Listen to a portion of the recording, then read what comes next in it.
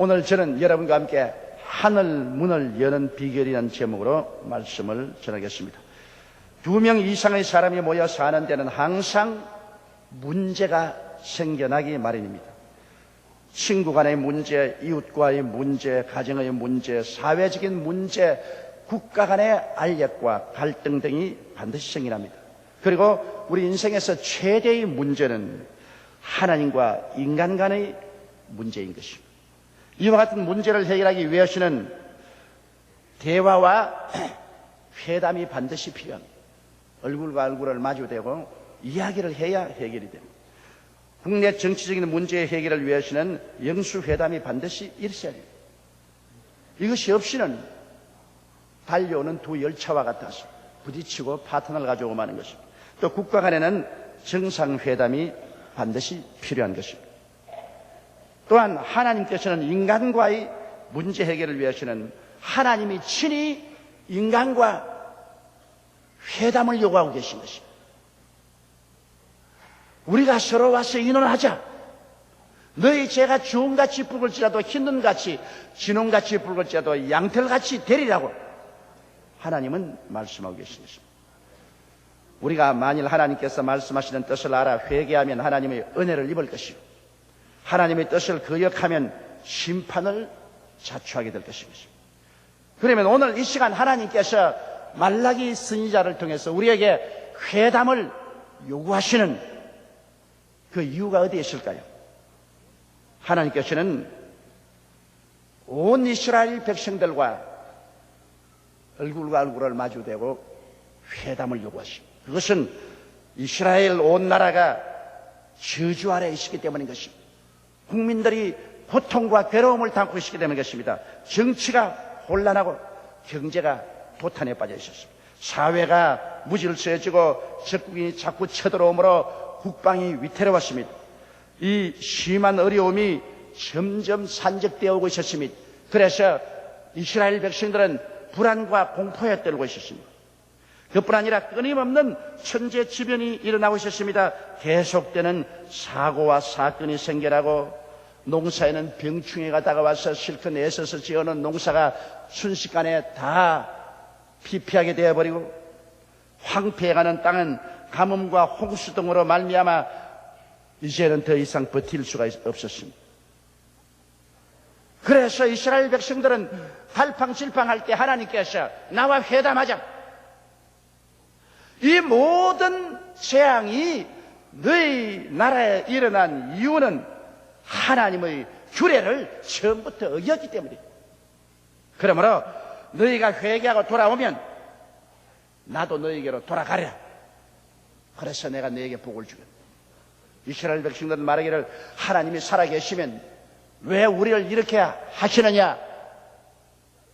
하나님께서 우리에게 벌 줄 이유가 어디에 있느냐? 온갖 말을 다 했습니다. 그러므로 하나님께서 말씀하시기를 너희가 내게로 돌아오라. 그러면 나도 너희에게로 돌아가서 너희에게 복을 허락하겠다. 그 백성들이 하나님께 질문을 했습니다. 어떻게 해야 우리가 하나님께 돌아갑니까? 하나님이 우리 보고 돌아오라고 했는데 우리가 뭘 안 돌아가고 있습니까? 그러자 하나님께서는 단도직입적으로 말씀합니다. 사람이 어찌 하나님의 것을 도둑질하니? 너희가 개인뿐 아니라 온 나라가 하나님의 것을 도둑질하고도 철면피하고 뻔뻔하게 왜 하나님이 우리에게 복을 주지 않냐고 외치는 것입니다. 그러자 백성들이 말하기를 우리가 어찌 주의 것을 도둑질했느냐? 우리 하나님 것 도둑질하는 것 기억 안 나는데요.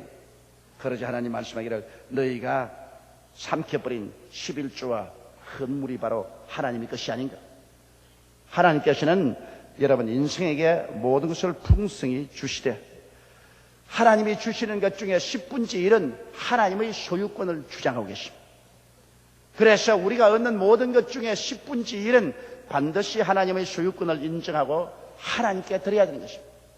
이스라엘 백성이 그들이 얻는 것 중에 11조까지 다 삼켜버림으로 말미암아 하나님의 소유권을 박탈했습니다. 그래서 온 나라가 하나님의 것을 도둑질함으로 하나님이 진노하사 이스라엘에게 화를 내리게 되신 것입니다. 문제가 생긴 것입니다. 여러분, 오늘 우리 한국에도 참으로 사건도 많고 사고도 많습니다. 천재지변도 많이 일어나고 정치, 경제, 교육, 문화, 군사, 산업에 어지럽습니다. 우리가 하나님께 아무리 복을 달라고 부르셔도 하나님은 우리에게 말씀하시기를 너희가 먼저 내게로 돌아오라. 그러면 내가 너희에게로 돌아가리라. 그렇게 말씀합니다. 우리가 뭘 잘못했습니까? 뭘 못 돌아갑니까? 우리 현실의 환경이라는 것은 11조 정도가 아니고 우상과 산심입니다. 사신, 점치는 것, 하나님을 거역하는 부정부패와 여러 가지 죄가 한없이 쌓여 있습니다. 그래도 우리 한국은 1000만이 넘는 성도들이 있어서 그래도 성도들이 대개가 하나님께 11조를 드리고 헌물을 드리며 하나님의 것을 도둑질하지 않고 하나님 앞에 기도하고 간구함으로 말미암아 그들을 보고 주님께서 우리에게 지금 복을 주고 계는 것입니다. 소돔 고모라 성에 의인 10사람만 있어도 하나님이 멸하지 않겠다고 했습니다. 그러나 의인 10사람이 없으니까 소돔 고모라를 멸한 것처럼 그곳에 10사람이 있으면 그 덕분으로 온 소돔 고모라가 불바다가 되지 않았을 것입니다. 우리 한국은 그래도 1000만의 성도들이 있어 하나님께서 이들을 인하여서 우리 5천만 민족에게 긍휼과 자비를 베풀고 계신 것입니다. 이것을 우리가 알고 겸허하게 되어서 하나님의 것을 도둑질하고 하나님의 것을 탈취한 죄를 우리가 회개하고 돌아와야 되는 것입니다. 여러분, 11조와 하나님의 관계가 왜 그렇게 중대합니까? 믿음의 조상 아브라함이 믿음을 출발했을 때 하나님과 아브라함의 사이에 가장 강하게 맺은 언약이 바로 11조 언약인 것입니다. 11조를 드림으로 하나님께서 아브라함과 함께 역사하셔서 가는 곳마다 아브라함을 형통케 하고 아브라함의 생애 위에 하늘 문을 열어놓겠다고 하나님 하신 것입니다. 특별히 여러분 창세기 14장 17절로 20절에 보면 아브라함이 그 조카 롯이 그도랄 왕과 그 연합군이 소돔과 고모라를 침략해서 함락시키고 모든 사람을 다 잡아갈 때 그 조카와 가족들도 다 잡아간 것을 소식을 듣고 그 집에서 기른 군인 318명을 거느리고 야음을 타고 섭격에 가서 그도랄 왕과 그 모든 연합군들을 격파하고 모든 재산을 다 도로 빼앗고 백성들을 찾아서 승리의 행군을 하고 돌아왔습니다. 그때 살렘 왕 멜기세덱이 떡과 포도주를 가지고 아브라함을 맞아 나왔습니다. 성경은 말하기를 살렘 왕 멜기세덱은 지극히 높으신 하나님의 제사장이라.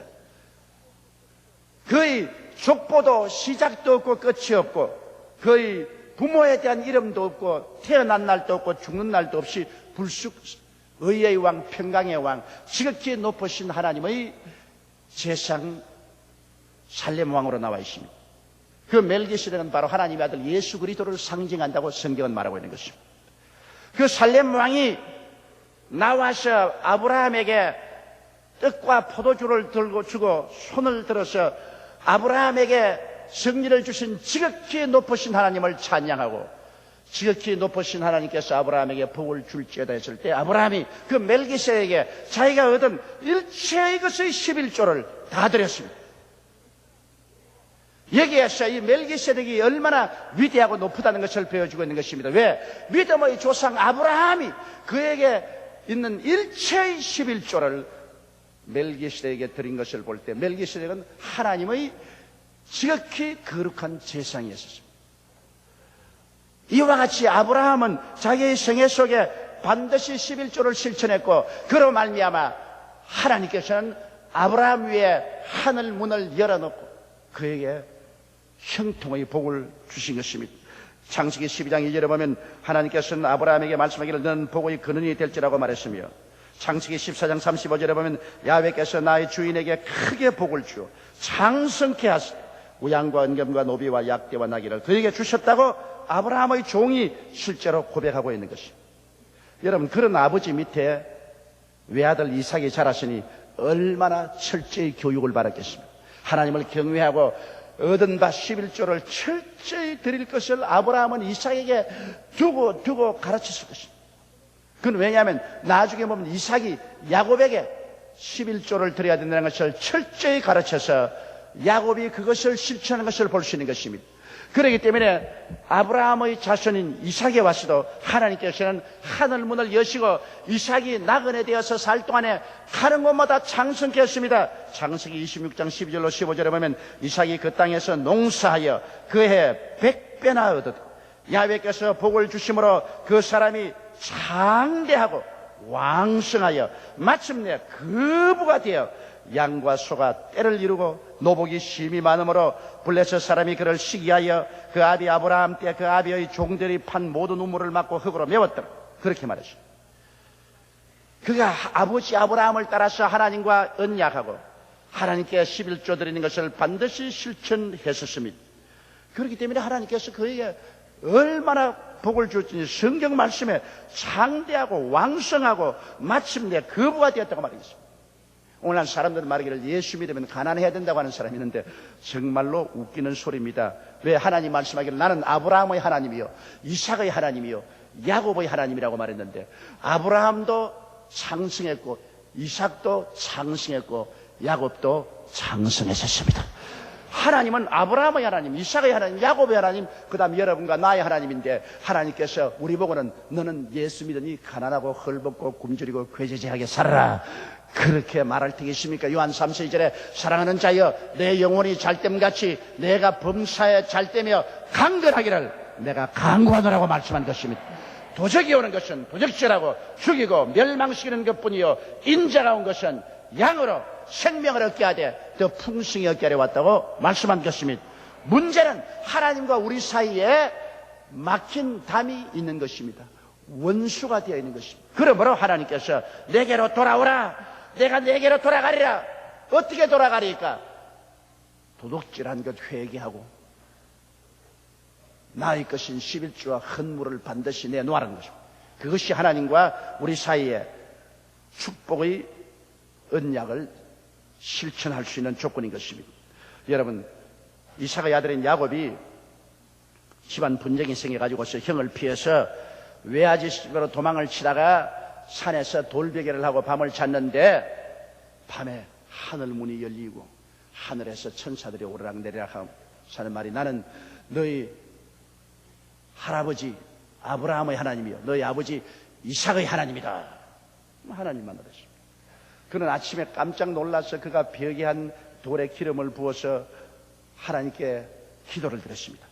창세기 28장 20절로 22절에 보면 야곱이 서원하여 가로되 하나님이 나와 함께 계시사 내가 가는 이 길에서 나를 지키시고 먹을 양식과 입을 옷을 주사 나로 평안히 아비 집으로 돌아오게 하시면 야훼께서 나의 하나님이 되실 것이요 내가 기둥으로 세운 이 돌이 하나님의 전이 될 것이요 하나님께서 내게 주신 모든 것에서 10분의 1을 내가 반드시 하나님께 드리겠나이다. 이거 보십시오. 하늘 문을 열어놓은 열쇠가 바로 10분의 1입니다.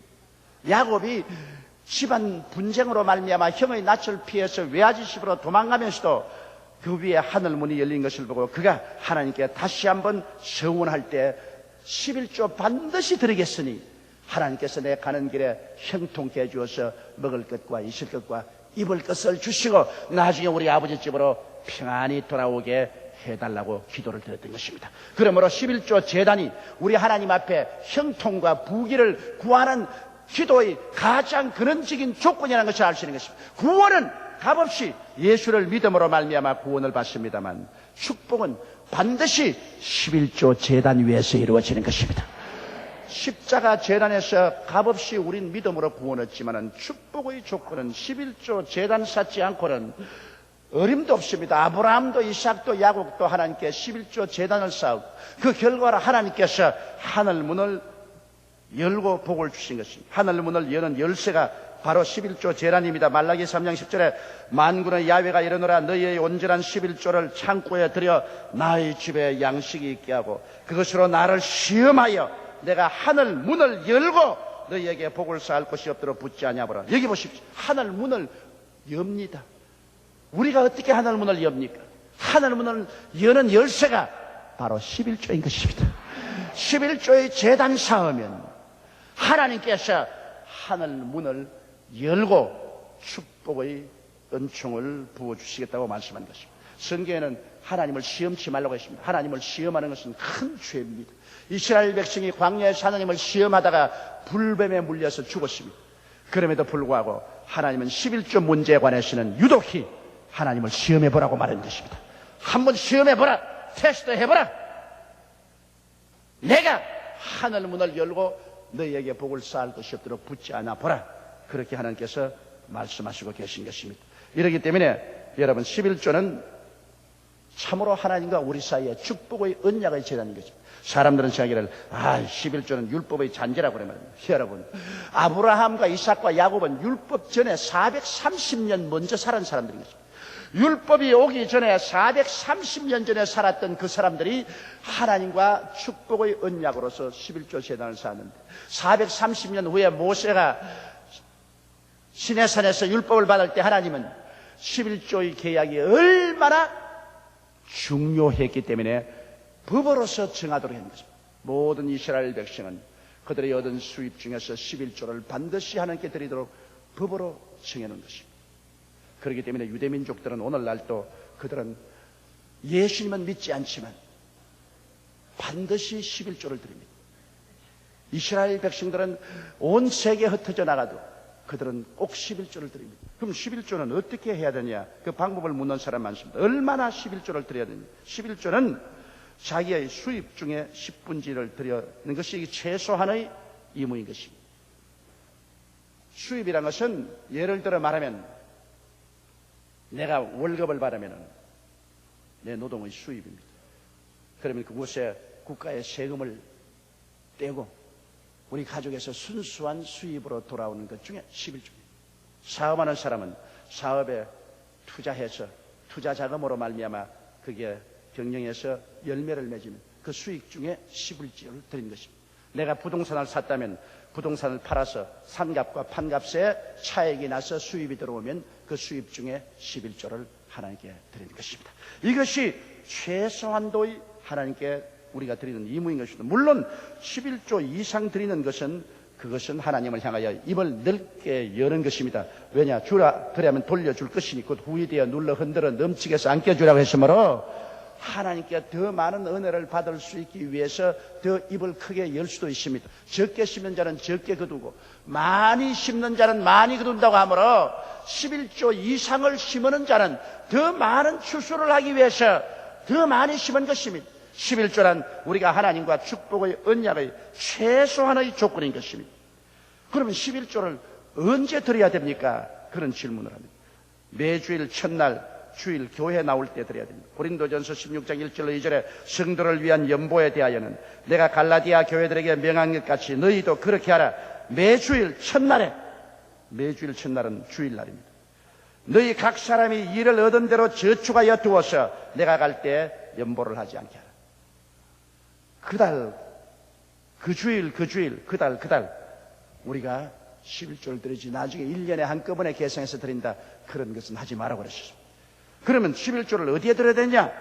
사람들은 말하기를 11조 내가 적당히 계산해가지고서 고아원에도 보내고 선교사업에도 보내고 그리고 내가 보니까 불쌍한 사람이 있으니 거리도 보내고 남성교 회비도 내고 여성교 회비도 내고 11조에서 떼가지고서 건축회비도 나고 그렇게 하면 뭐 이래 주나 저래 주나 내가 쓴 것 아니고 하나님께 드린 것인데 그건 대단히 잘못된 일입니다. 말라기 3장 10절에 만군의 야훼가 이르노라 너희의 온전한 11조 중에 떼내서는 안 됩니다. 온전한 11조를 창고에 들여 나의 집에 양식이 있게 하고라고 말한 것입니다. 교회가 바로 하나님의 집입니다. 교회에 하나님의 창고에 온전한 11조를 넣으라 했습니다. 떼가지고 찢어서 반은 선교사업으로 반은 구제사업으로 이렇게 하면 안 됩니다. 온전한 11조를 하나님의 집인 교회에 드려야 되는 것입니다. 우리가 하나님 앞에 11조를 드리고 난 다음에는 어떠한 태도를 취해야 될까요? 성경은 말하기를 하나님의 축복을 믿고 기대하고 구하라는 것입니다. 말라기 3장 10절처럼 그것으로 나를 시험하여 내가 하늘 문을 열고 너희에게 쌓을 것이 없도록 붙지 아니하나 보라고 말씀하셨으므로 11조를 드리고 난 다음에 우리의 태도는 내가 하나님께 복받은 사람으로 하나님의 축복의 문이 열려있기 때문에 내가 언제나 하나님께 복을 받는다는 기대감을 가지고 있어야 되는 것입니다. 그리고 담대하게 11조 제단위에서 하나님의 복을 구해야 되는 것입니다. 너희가 없는 것은 구하지 아니하라고 말하신 것입니다. 구하라 주실 것이요 찾으라 찾을 것이요 문을 두드려야 열 것이었으니 하나님 앞에 담대하게 11조 제단 위에서 복을 구해야 되는 것입니다. 그러면 하나님은 약속하시고 어길 수가 없습니다. 하나님은 그 약속을 반드시 이루시는 것입니다. 하나님의 축복의 형태로서는 직접적으로 하는 일에 형통케 하는 역사가 있습니다. 신명기 28장 8절에 보면 야훼께서 명하사 내 창고와 내 손으로 하는 모든 일에 복을 내리시고 내 하나님 야훼께서 내게 주시는 땅에서 내게 복을 주실 것이라. 적극적으로 나와서 하는 모든 일에 하나님이 직접 같이 하시고 형통케 하는 복이 있고, 그 다음에는 소극적으로는 재난에서 지켜주는 역사를 베푸는 복이 있습니다. 말라기 3장 11절에 보면 만군의 야훼가 이르노라 내가 너를 위하여 황충을 금하여 너희 토지 소산을 멸하지 않게 하며 너희 밭에 포도나무의 과실로 귀한 절에 떨어지지 않게 하리라 하셨고, 신명기 28장 10절에도 내 대적들이 일어나 너를 치려하면 야훼께서 그들을 내 앞에서 패하게 하시니 그들이 한 길로 너를 치려왔으나 내 앞에서 7길로 도망하리라. 이러므로 재앙을 면케해 주는 것입니다. 삼풍 백화점이 무너지고 성수대교가 무너지는, 그리고 배가 가라앉고 기름이 유출되고 전부 이거 사고입니다. 이런 것을 하나님께서 미연에 방지해 주겠다는 것입니다. 하나님께서 재난을 방지해 주어도 어마어마한 축복입니다. 옛말에 무병 3년에 못 살아갈 사람이 없다는 말이 있습니다. 아무리 돈을 많이 벌고 해도 계속 온 가족들이 차례로 병 들어가지고서 입원하여 몇백만 원씩 내리 날려버리면 뭐 별 도리 없이 빈손 드는 것입니다. 이러므로 하나님께서 직접으로 우리를 형통하게 한 역사도 있고, 그 다음에는 재난에서 우리를 지켜주십니다. 그 결과로 열방이 복되다고 칭찬을 받게 되는 것입니다. 너희 땅이 아름다워지므로 열방이 너를 복되다 하리라. 야훼께서 너희 칭찬과 명예와 영광으로 그 지으신 모든 민족 위에 뛰어나게 하겠다고 말씀하는 것입니다. 이러므로 나를 믿는 백성은 머리가 되고 꼴이 되지 않고 위에 있고 아래 내려가지 않고 남에게 구워줄지라도 꾸지 않겠다고 말씀하는 것입니다. 우리 하나님께서는 그 아들 예수님을 보내주셔서 예수님이 우리의 죄와 질병, 저주와 절망, 죽음을 한 몸에 걸머지시고 몸짓고 피를 흘려 십자가에 돌아가신 것을 기억해야 됩니다. 하나님은 이처럼 예수 그리스도를 통해서 우리의 모든 죄도 사하시고 우리의 절망을 걷어 제끼시고 우리에게 복 주시기를 원하시는 것입니다. 하나님이 우리에게 복을 주기를 원하지 않으셨으면 왜 그 아들 예수님을 이 땅에 보냈을까요? 눈에 넣어도 아프지 않은 독생자를 사람의 몸을 쓰고 이 땅에 33년 동안 보내주시고 결국에 사람을 대신해서 제물이 되게 해서 십자가에서 처참하게 몸을 찢고 피를 흘려 몸부림치는 그 아들을 사정없이 형벌해서 우리 죄를 다 대신 갚으시고 이제는 누구든지 저를 믿으면 멸망하지 않고 영생을 얻고 누구든지 저를 통해서 순종하고 나오면 하나님은 복 주시기를 원하시는 것입니다. 그 아들을 아끼지 않고 우리에게 주시니까 그 아들과 함께 무엇을 선물로 주지 아니하시겠나요? 예수 그리스도 은총을 통해서 우리에게 오신 하나님 앞에 올바로 제단 쌓아야 되는 것입니다. 구원은 누구든지 믿기만 하면 구원 얻습니다. 축복은 11조의 제단을 쌓고 하나님께 나가서 부르셔야 되는 것입니다. 그러면 하나님이 우리에게 찾아오십니다. 이것은 구원으로 찾아오는 것이 아니라 축복으로 찾아오시는 것입니다. 내게로 오라, 내가 너희에게로 나아가리라. 이 1996년 한 해 동안에는 우리 여의도 순복음교회 성도 여러분은 모두 다 구원받았으니 이제는 축복의 제단을 쌓아야만 하는 것입니다. 그래서 하나님이 하늘문을 열고 여러분에게 쌓을 것이 없도록 부을 수 있는 역사를 베풀도록 해야 되는 것입니다. 이 일에 하나님께 우리가 순종하고 우리 하나님을 한번 시험해 보십시다. 하나님은 기어코 그 시험에 응답해서 우리의 영혼이 잘되고 범사가 잘되며 강건하게 하는 좋은 하나님이라는 것을 우리에게 증가하여 주실 것입니다. 우리 다 같이 고개 숙여 기도드리겠습니다. 전능하시고 거룩하신 하나님 우리 아버지요, 하나님 우리 아버지께서 우리에게 베푸신 은혜는 한이 없습니다. 너희 자식이 떡을 달라면 돌을 주며 생선을 달라면 뱀을 줄 자가 있겠는가? 너희가 악할지라도 자식에게 좋은 것 줄 알거든 하물며 천국께서 구하는 자에게 좋은 것으로 주지 않겠냐고 말씀하셨습니다. 좋으신 하나님, 주의 백성들이 예수님의 피를 믿고 구원을 받고 하나님 앞에 이처럼 구름대같이 모였습니다. 하나님 아버지 이 백성을 구원하여 주시고 하늘나라 백성으로서 이 적을 주신 것을 감사합니다. 이제 이 백성들이 이 새해에는 모두 다 하나님 앞에 11조 제단 쌓게 도와주시옵소서. 하나님의 전에서 성찬의 뜻과 잔을 받고 11조 제단을 쌓고 하나님께 부르짖어 기도해서 모든 저주를 다 물리치고 형통케 하는 하나님의 축복과 지켜주는 하나님의 손길을 바라서 이 해 연말에는 모두 다 가난과 저주를 물리쳐버리게 도와주시옵시고 남에게 꾸어줄지라도 꾸지 않게 하여 주시옵시고 모든 일에 항상 모든 것이 능력하여 모든 착한 일을 넘치게 할 수 있도록 도와주옵소서. 우리 주 예수님 이름으로 기도드리옵나이다. 아멘.